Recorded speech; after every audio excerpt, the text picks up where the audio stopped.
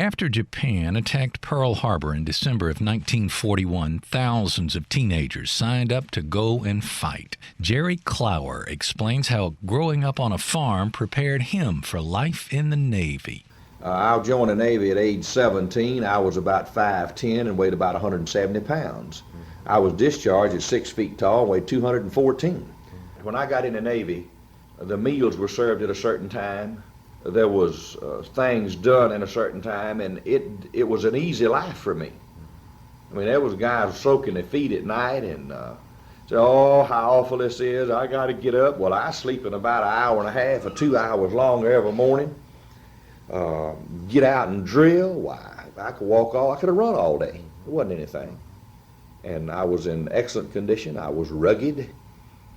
And they'd gripe about that old spam and how they hated it. And some guy said, well, Clower, you found a home in the Navy. Well, I did eat better in the Navy than I did at home.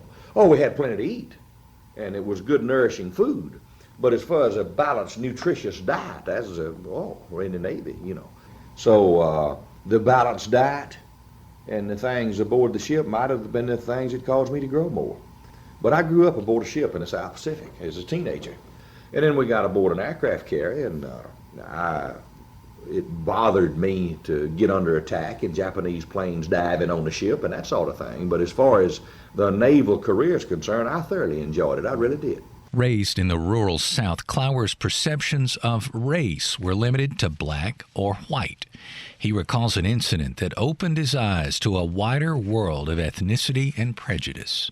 I joined the United States Navy at age 17. I went to Williamsburg, Virginia to boot camp, and I'm sitting on the edge of the bunk. And Rutkowski come up to me and said, are you Clower? I said, yes, I'm Clower.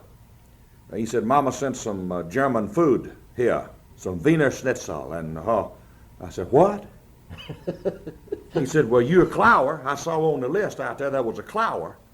Gursky's coming over. His mama sent some cookies.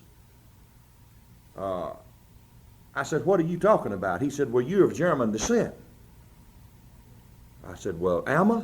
And they just laughed, they just hee-hawed.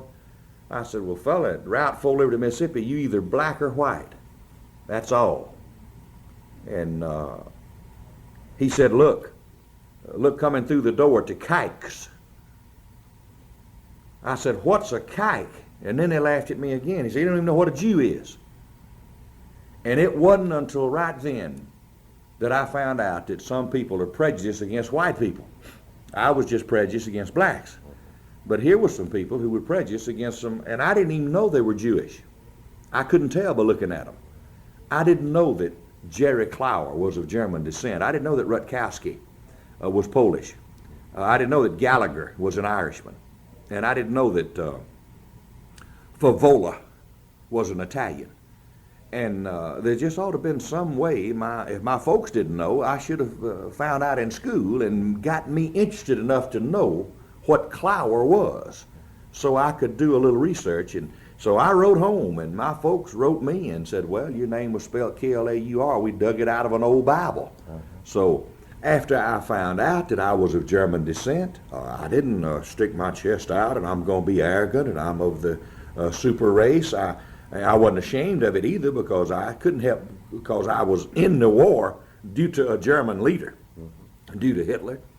But why, certainly people should know, and I'm not interested enough to go back and run down my family tree and just do like some folks and really just want to know every little thing about it. I'm not that interested. But I should know of what, that I am of a particular heritage, but I am an American, and several different nationalities make up this great United States of America. Clower served as a radio operator on the USS Hornet in the Pacific Theater during World War II. He remembers the battles for Iwo Jima and Okinawa and the lessons they learned from each. I recall Iwo Jima very vividly. I was aboard an aircraft carrier, the USS Hornet, during the Iwo Jima battle. We thought it was going to be another deal like Okinawa. Okinawa was April the 1st on a Sunday, which was Easter Sunday. And we were sitting out there on the aircraft carrier, and we'd put our Marines out and all this, and got the planes in the air and all of this for a tremendous battle, and strapped on the guns, and I was at my battle station, and it was just like a Sunday morning church service. The ocean was just as slick as glass. Was walked ashore and everything beautiful. Well, look at here, they've abandoned this island. But about that time they came out of the trees, out of the ground, out of caves, out of everywhere. They were hid.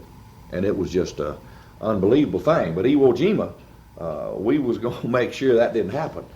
While serving aboard an aircraft carrier, Clower survived several attacks by kamikazes. He describes feeling conflicted about watching the Japanese pilots die and suffering from symptoms of PTSD. My carrier was hit as close as you possibly can get hit and not do a lot of damage. We had the planes to drop a bomb right on the top of the carrier deck, and it just skipped along the deck and didn't go off. We had a plane to dive on us, and he just missed it. Got so close that he loosened the screw on the fantail, and if he'd have been 6 more feet up, he'd have crashed right in the middle of a bunch of airplanes. He'd come out of the sun, we couldn't see him. You know, they'd get in the sun and come down one of the sun's rays and just dive on you. And I'm a teenage kid. I mean, this is something you need to think about. I'm not even 19 years old yet when I'm out there being taught how to kill people. And the thing I recall, the first real experience I had that really caused me to do some soul searching was aboard an aircraft carrier, and a Japanese plane would be diving on our ship, and we would shoot him down. And the old chief petty officers, or the old pros on that ship, would cheer just like he's at a football game because the man got killed. Hey, hip hip, hooray! You know, and they'd throw the hat in the air. Well, I didn't want the Japanese to shoot me, and I have to admit that I wanted him stopped. But I didn't want to cheer and be happy when he was dead. And this is the thing that started to kind of bothering me. When I first got out of the Navy, if I risked watching a war picture, especially if there was rockets and a lot of flashing and going on, it would bother me and I couldn't sleep. And even now, and it's been years and years, if I watched a picture of a naval ship and it brought memories back close to me, I would toss and turn or tear the sheet or something in the bed.